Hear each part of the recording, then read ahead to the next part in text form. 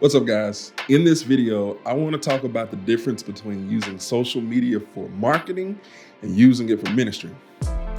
I think as we learn to leverage social media as a useful tool for our ministries and our churches, we need to understand the difference between what is marketing and what is ministry.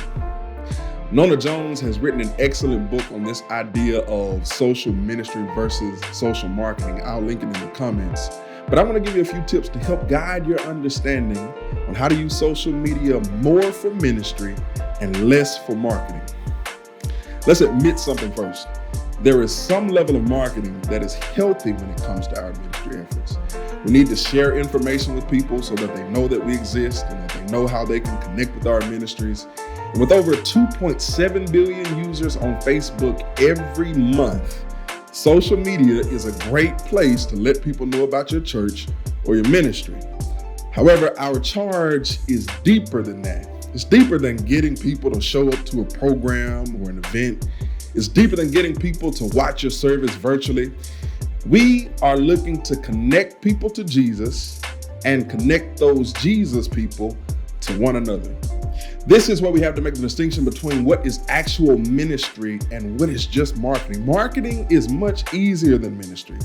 And I think a good pattern for thinking about the distinction between the two is to evaluate inputs and outcomes. Input is the content that you create or what you post. It's what you put out into the digital space. There is a fine line between content that is geared toward achieving ministry outcomes and content that is strictly for marketing purposes. Let me use some examples of each of these to help you grasp this idea of marketing content versus ministry content. Marketing content is the flyer you post about the church's weekly services or meetings. Marketing is the video that you share, inviting people to come worship with you or telling your audience about all that your church has to offer the youth or the singles or the families who are part of your church family. There's nothing wrong with that. There's nothing wrong with letting people know what you have to offer them and how you can serve them, especially because we are a mobile people and we have new families and individuals moving into our communities all the time. And aside from word of mouth, social media may be the best way to inform or market your church's little K kingdom, but therein lies the distinction. Social marketing is about your brand or your church. Social ministry is about building up God's big K kingdom. Ministry content points people to Christ in many ways. It could be a clip from the pastor's sermon. It could be a Bible verse. It could be a video or a graphic encouraging believers to live out their faith. It could be a message strictly about Jesus and salvation in Him. Ministry is probably best identified by the Great Commission. In that Great Commission, Jesus made Himself central.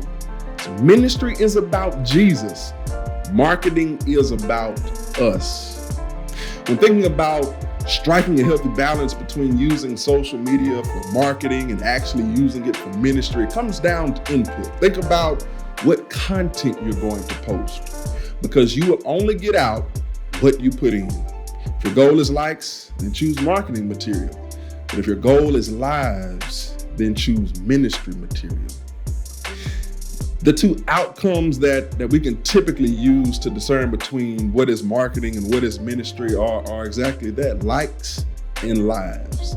Platforms like Facebook offer us tons of analytic tools to help track how people are viewing, sharing, and liking our content. That data is helpful in terms of helping our ministries understand what people are responding to, but it is not necessarily driving us closer to fulfilling the Great Commission. Our outcomes should be connecting people or connecting with people, connecting those people to Jesus and connecting those people to one another. We want to establish a presence that will serve as an aid to our evangelistic and discipleship efforts.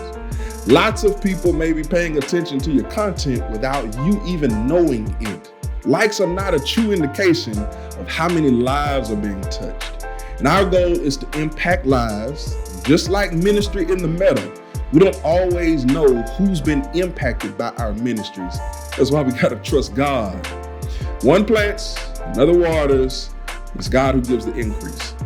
So as we continue to integrate social media into our ministries, I think it's very important for us to continue to think about this distinction between social marketing and social ministry. We live in an ever-changing world. However, our message has not changed yet. Some of our tools have taken a different shape. And in order to align ourselves with our biblical mandate, we must examine whether or not we are using said tools for our own glory or for the glory of God. Until next time.